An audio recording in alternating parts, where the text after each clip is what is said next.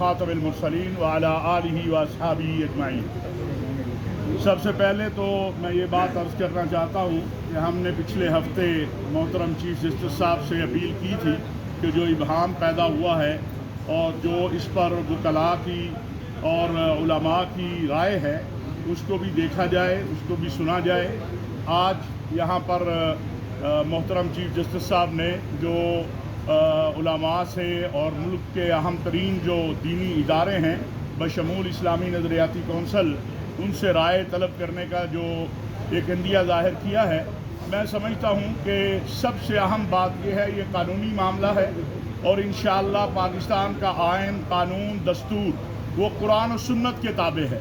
کوئی بھی ایسی چیز جو قرآن و سنت کے احکامات کے خلاف ہو یا پاکستان کے آئین، قانون اور دستور کے خلاف ہو، وہ عدالت عالیہ سے بھی نہیں آئے گی اور عوام الناس کے اندر بھی جو ایک بے چینی ہے ان کو ہم آگاہ کرنا چاہتے ہیں کہ پاکستان کی مختلف مذہبی سیاسی جماعتوں کی قیادت، پاکستان کے وکلاء، پاکستان کی ریاست سب ایک جگہ پر ہیں اور وہ ہے عقیدہ ختم نبوت کا تحفظ۔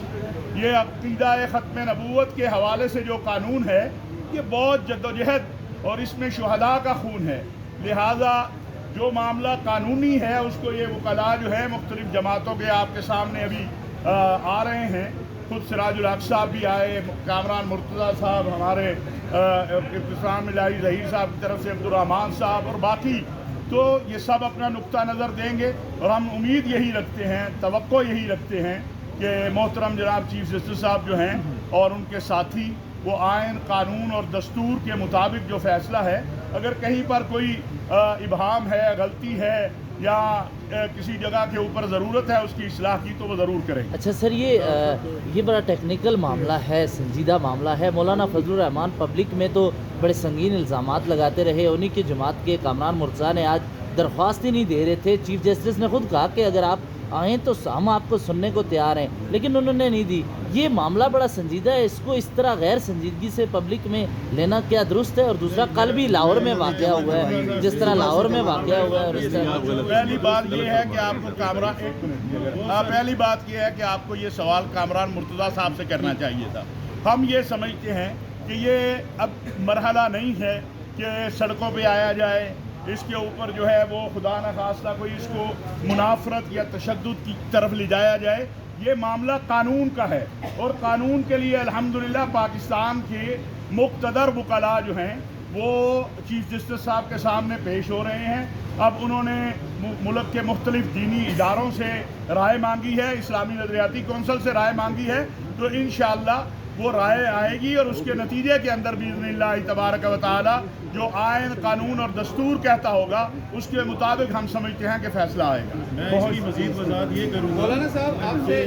ہمارا جو ریویو تھا کامران مرتضیٰ صاحب کا اور جمعیت اہل حدیث کا، وہ تھوڑا سا اس لیے تاخیر کا شکار ہوا ہے کہ ویکینڈ تھا اور پراپرلی پٹ نہیں ہو سکا۔ ہماری سر وہ ہفتے کو بھی دائر ہو سکتی تھی وہ مولانا صاحب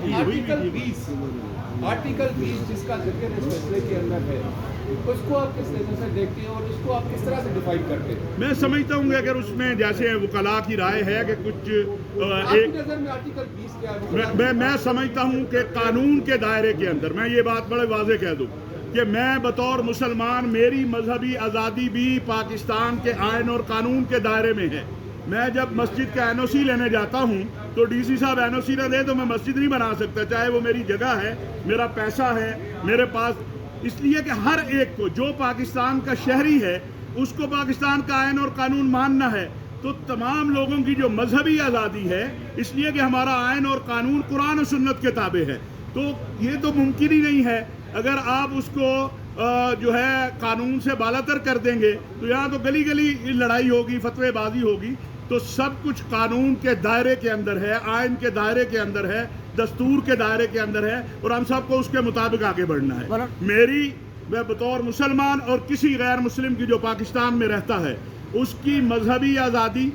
اس کی مقدسات آئین اور قانون دستور طے کر چکا ہے، ہمیں اس کے مطابق فالو کرنا چاہیے، نہ مجھے آئین اور قانون سے باہر جانا چاہیے نہ کسی اور کو جانا۔ مولانا صاحب یہ بتائیے گا کہ اگر آپ کی اسی بات کو تسلیم کر لیا جائے، پیراگراف 9 کا آرٹیکل 20 کا جو ذکر ہے، تو پھر آپ کی یہ درخواست کیا بنتی ہے؟ یہ انشاءاللہ جب اندر دلائل دیں گے تو اس میں سب بتائیں گے وکلا کہ کون سی چیز ہے کون سی نہیں ہے. جزاک اللہ، بہت شکریہ. پتہ ہوئے